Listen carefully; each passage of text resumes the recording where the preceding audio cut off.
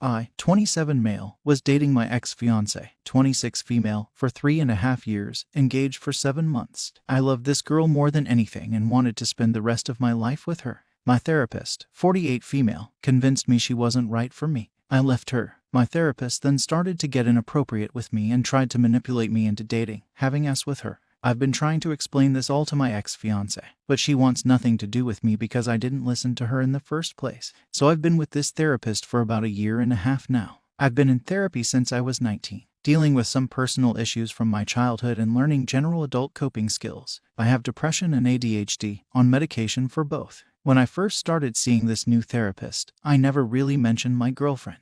It was just general, getting to know me and a feel of my life and the way I think. I only mentioned her when we got engaged, how happy and nervous I was. She was a little surprised I had never mentioned her before and told me that was the first red flag, being with someone I supposedly wanted to spend the rest of my life with, but never mentioning her in our sessions. Over the next few sessions, she kept asking me questions about our dynamic. She convinced me my partner was asking too much of me to expect small gifts here and there, like flowers, because they're expensive and they die quick. She had a point. She has a lower S drive than me, so my therapist told me she wasn't fulfilling my S needs and I couldn't keep compromising the rest of my life. She also told me that the chores weren't fair to be split 50-50 because she makes less money than I do, which is true. I make around $80,000 and work 40 hours a week, and she makes around $20,000 and works about the same. So we contribute to bills differently. She told me that since I had ADHD, it was unfair for me to be providing more financially but splitting chores evenly. All things I never had issue with until she pushed them over and over again.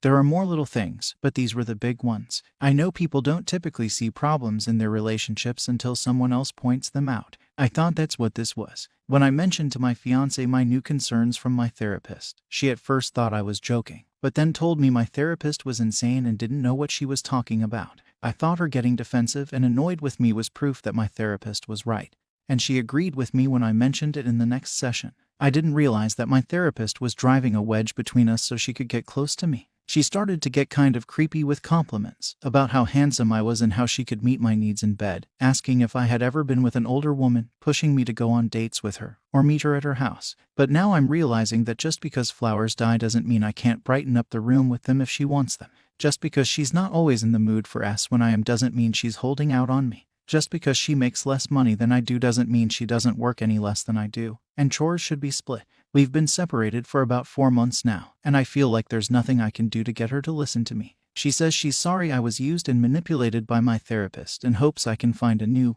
better one, but the way I treated her and talked down to her and ignored her wasn't the kind of person she wanted to spend her life with. I'm heartbroken. I just want her back. I feel like a fool. How can I get her back? You need to report your therapist immediately. That's highly unethical and such a violation to you as a person. Whatever license your therapist has, counselor, social worker, psychologist, or even psychiatrist, there is a professional board that governs her license. You should report her behavior to protect yourself and ensure it doesn't happen to someone else. As for getting your girlfriend back, well, unfortunately, she's right. You may have been manipulated, but that doesn't make what you said and did any less hurtful, or it means she can undo all the work she did to get over you and move on with her life. You're going to have to do the same, starting with sorting through why you didn't feel comfortable standing up to your therapist over the inappropriate behavior, or why the problems she pointed out rang true enough to you that you were willing to keep coming back to them instead of reconsidering whether what you were getting out of these sessions was actually helpful. Story 2. 5 months ago, I found out that my wife of 20 years has been cheating on me for at least a year, and to make things even better, he got her pregnant. I felt horrible. I felt destroyed. I felt betrayed. She really played me. My ex-wife was nothing but the doting wife at home, and I truly never saw it coming. Even our girls, 20 female, 18 female, were astounded to find out their mother cheated on me. I could never forgive this kind of betrayal, and I didn't even think for a second before resorting to a lawyer, despite numerous pleas from family members on both sides to reconsider. I divorced my ex-wife not 2 months after I found out and moved out. At first, I felt as if I had lost everything and it was really hard to move on, but I was thankful to have the support of some family and most importantly my girls, who were really understanding of everything and helped me out a lot. Now on to my current issue. A month after I moved out, I heard through the grapevine that my ex-wife is going to marry the guy she was cheating with, and they married not a few weeks ago. And a few days ago, news came that my ex-wife was struck by tragedy while on her honeymoon. In a freak car accident, her husband died and she escaped with only minor injuries. She is fine. The baby she is carrying is fine.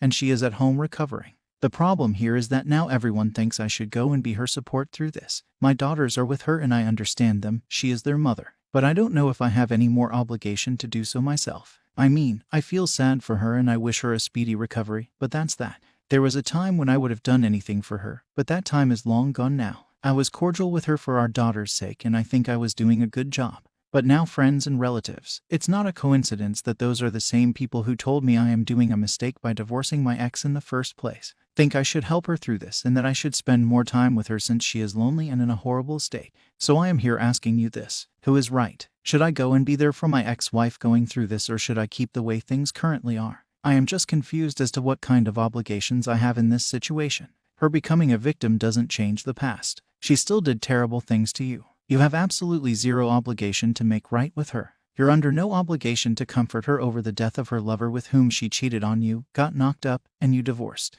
You two are done and she needs to deal with this herself. I'd even go so far as to say you'd be the sucker if you did be there for her. Story 3. Okay, so this is how the events unfolded. On Sunday, I was at her place. I had to check my email, so I used her laptop. I opened Gmail. Her account was already signed in. As I was about to log out, I see a Hangouts notification from one of my students. I am an assistant professor at the local university. Out of curiosity, I check what it was and find out that they were sexting. Not only sexting each other, but berating me too. They had fixed a date the next day, by 7 p.m. in a park which is a few hours away from where we live. I smashed the laptop shut and stormed out. I think she probably figured I knew something, because I kept getting paranoid texts from her the whole day. When I got home, I realized how foolish it was of me not to collect any evidence. I was only going to regret it even more. So, the next day I drove to the park by 7. Part of me wished none of this to be true. But when I got there, I saw her car, which is mine, parked there. I walked by the car and my girlfriend and the student were making out.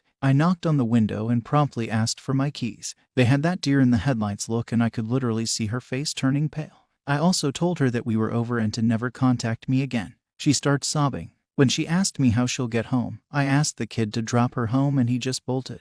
Just ran for his life. He even left his phone in the car. I locked the car and left her there and drove home. I guess I'm too petty to be the bigger person and drive her home. She kept texting me the whole day, apologizing and asking for another chance. I blocked her and went on with my business. I was very rattled, but I could function. I didn't want to talk to anyone. At least not then, apart from my best friend, but he is away on his honeymoon, so I didn't bother him. I had a few drinks and went to sleep. I woke up at midnight and went through my bank statements and canceled our joint account, from which she had withdrawn a large amount that evening. To clarify, she did have some money in it, but almost 80% of it was mine. So I texted her that I want my money back or else I'll press charges, and that was it.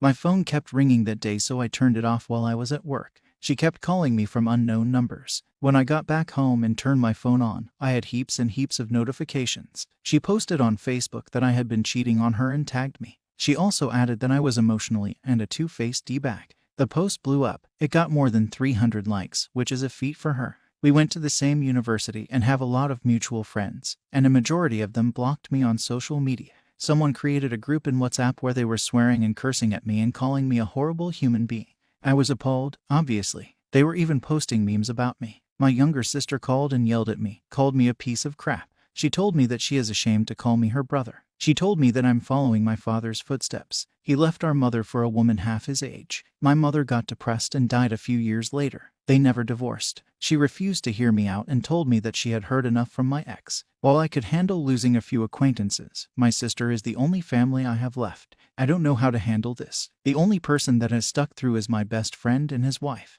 We are very good friends, and he does not believe that I'm capable of cheating, rightly so, even when my family refused to believe me. He did. I'm thankful to have someone at least. He has shortened his honeymoon and would be coming back this weekend. I have ample evidence that she was cheating on me from the text that she sent me. I also have the kid's phone, which is locked, but I can see notifications from the lock screen. The Wi-Fi to my place connected on his phone. Surprise, surprise, she had texted him some stuff about her wanting to leave me and marry him. I cannot fathom how she could have an affair with an 18-year-old kid with the hygiene of a wild pig. I don't know what to do with it, though. Nobody is ready to listen, even my sister. She has stopped talking to me. She has blocked me everywhere. How can I deal with this? I have worked very hard to build a reputation in my community, and she has ruined it. I lost all goodwill among my peers and friends. Is there any way to convey that I am the victim, not her? How do I fix my relationship with my sister? What the hell do I do? If you have evidence that she cheated, show it to your family. Also, contact a lawyer because it sounds like she's trashing you at your work, and this can have a major effect on your career. Depending on where this is and what she's doing can be illegal. Story 4. I'm Danielle and the sister in question is Sophie. I'll be blunt about this. We've never gotten along, ever. When I was younger and still living with our parents, she had this ugly habit of just barging into my room whenever anyone ever came to visit. She'd then try to engage them, talking or whatever, like they were her friend, and more than on one occasion, boyfriend, while completely ignoring me and then acting upset when I butted in their conversation. Her words, not mine. Any fights that escalated from there were naturally assumed to be my fault. Oh, our parents tried to play it off as they were kind of putting some of the blame on Sophie too, but really, that was just for show, and it eventually just led to me stopping with bringing anyone over. That's just one of the many things that we clashed on. And I won't bore you with the others. Let's just say that I was really, really glad when I finally moved out of our family home. Anyway, one of the few things that I found tolerable about her was her occasional taste in boyfriends, latest being Adam, who was really, really great by all accounts. Sophie's, her friends, and well, I met the guy myself too, and looked like he was planning on having a future with my sister. All in all, they were together for 3 years. For whatever twisted reason my sister had, she one day started cheating on Adam. It went on for months, and he only found out because one of Sophie's friends, who enabled her cheating, slipped up when she was drunk and brought up something which made him suspicious. He went looking and found evidence of what was going on. I want to point out here that they were one step shy from an engagement before the fallout. Adam pretty much went nuclear on my sister, cold turkey in one shot. He didn't want to hear her begging or pleading. He didn't care to find out why she did what she did. He literally just bagged everything she had at his place and delivered it to our parents' house. I was there at the time, visiting, so I pretty much learned about all this when our parents asked him what was going on. Naturally, a few hours later, Sophie came to our parents, sobbing and bawling her eyes out. Frankly, I was disgusted with her. What ducking right does she have to act like she was the victim here? Our parents and siblings all started comforting her, even bad-mouthing Adam despite knowing better. I really tried to keep my mouth shut. But when Sophie said something how Adam was just too busy with his job to give her the attention she needed, she found it somewhere else. I just lost it. I won't bother repeating everything here verbatim, but the gist of it was that she needs to stop lying and twisting things about yourself look more favorable. Cue the family pile up. It got so bad I just left while they were still talking to me. And now I'm at my own place, typing this out, while my boyfriend, Seth, is making us dinner and just being here for me. Somewhat understanding of the situation, but also of the opinion I probably should have just rolled my eyes and left at the earliest chance I had. Yeah, he's not a fan of my sister either. Meanwhile, my phone, my social media, my everything that I have, is being blown up by family and some family friends talking about how insensitive, how cruel I was to Sophie in her time of need, and so on. Look, I can understand that you should be supportive of family through some tough times.